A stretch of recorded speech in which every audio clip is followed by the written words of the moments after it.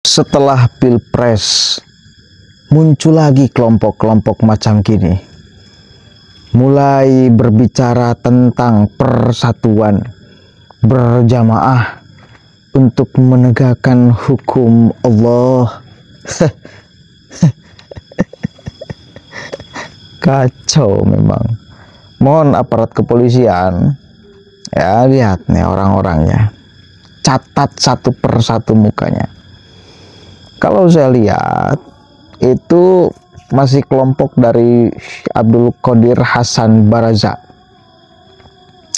ya, Khilafatul Muslimin itu tuh, yang pimpinannya sekarang, yang khalifahnya sekarang sedang mendekam di dalam penjara. Sang khalifah sedang di penjara. Kacau banget. Saya harus tegaskan, masalah ideologi itu lebih berbahaya daripada masalah kemiskinan, lebih berbahaya daripada tindak pidana yang lain. Masalah ideologi itu, orang rela bunuh-bunuhan gara-gara ideologi, catat itu, ya. Orang rela mati gara-gara ideologi. Itu pimpinannya si Abdul Qadir Hasan Baraza. Cek, dia udah membunuh berapa orang tuh. Apa yang mendasari dia membunuh orang lain, bahkan saudara semuslim? Ideologi yang keliru, saudara. Ideologi yang keliru. Satu kali lagi saya katakan, ideologi yang keliru.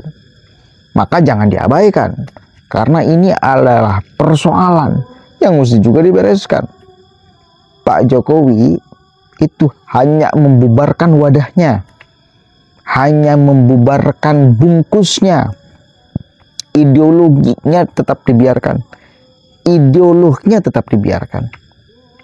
Padahal yang paling berbahaya itu adalah para ideolognya, ya.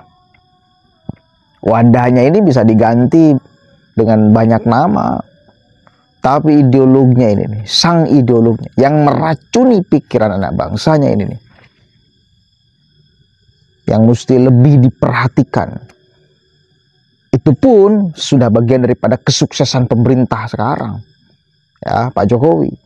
Maka saya berharap untuk ke depan pemerintah Prabowo Subianto, ketika wadahnya sudah dibubarkan, tinggal orang-orangnya.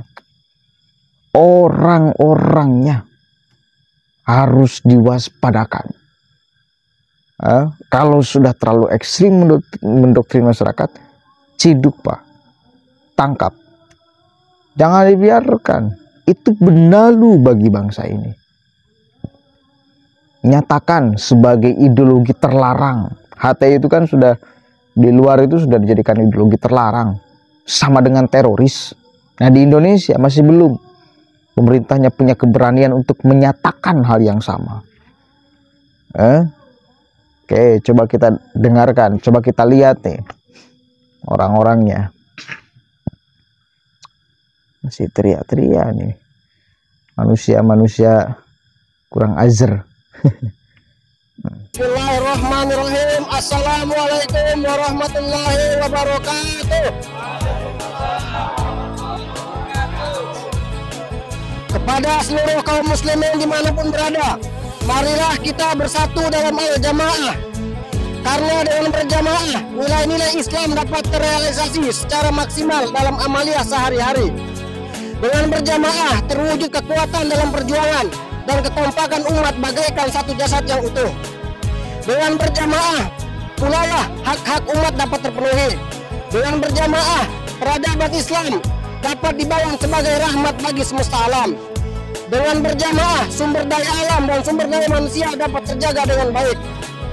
Dan dengan berjamaah lah hukum-hukum Allah dapat diterapkan. Takbir! Takbir! Takbir! Allahu Akbar. Wassalamualaikum warahmatullahi wabarakatuh.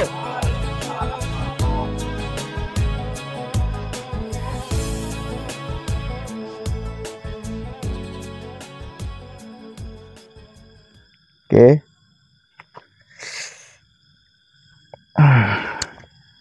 Bahasa berjamaahnya itu bagus. Mari kita berjamaah. Bagus. Berjamaah sholat itu bagus. Ya.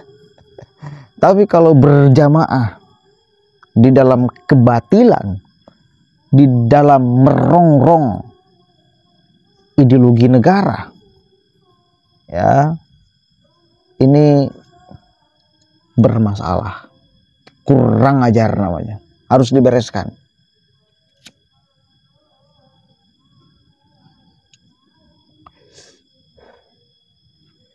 Bakonon mang, oh iya, kemarin tadi,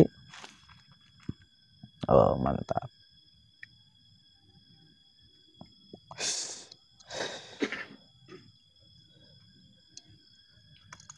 Itu ya, harus dibereskan, harus ada keberanian. Dan saya yakin Pak Prabowo punya potensi untuk keberanian itu dimunculkan. Ya, meskipun dulu pernah berkawan karena urusan kepentingan politik 2014 dan 2019. Sekarang udah enggak kan, Pak? Bapak sudah dicap sebagai orang yang paling munafik. Nah, itu karena sudah tidak bersama dengan mereka. Syukurlah.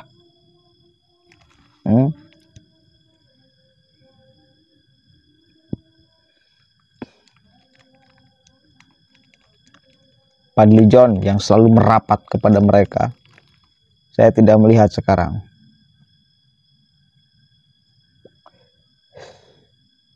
Mengafirmasi gerakan-gerakan mereka. Malah yang terus dipuja-puji sekarang oleh Fadly itu Pak Jokowi. Ya, meskipun dasarnya politik.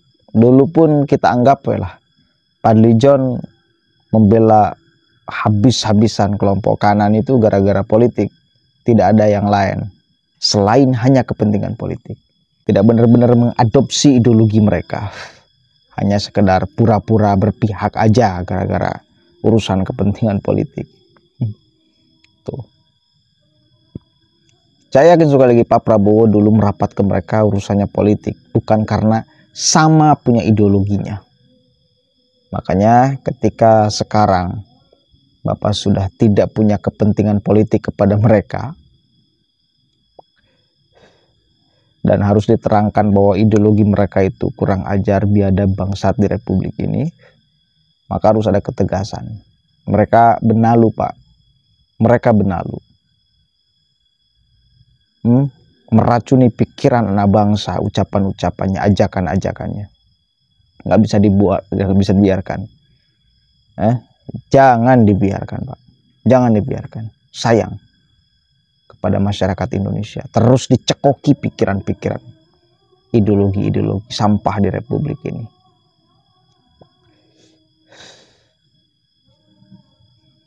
Jangan biarkan kerusakannya tambah luas kalau tetap dibiarkan.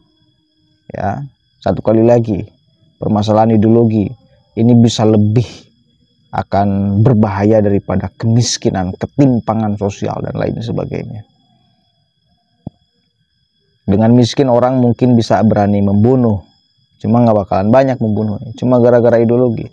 Bayangkan kalau berurusan ideologi, orang bisa membunuhnya bukan hanya 1, 2 orang, 100 orang, bahkan bisa jadi 1000 orang. Itu gara-gara ideologi itu. Bahaya nggak? Bahaya, jangan dibiarkan. Potensi bahaya ini jangan sampai dibiarkan. Assalamualaikum warahmatullahi wabarakatuh.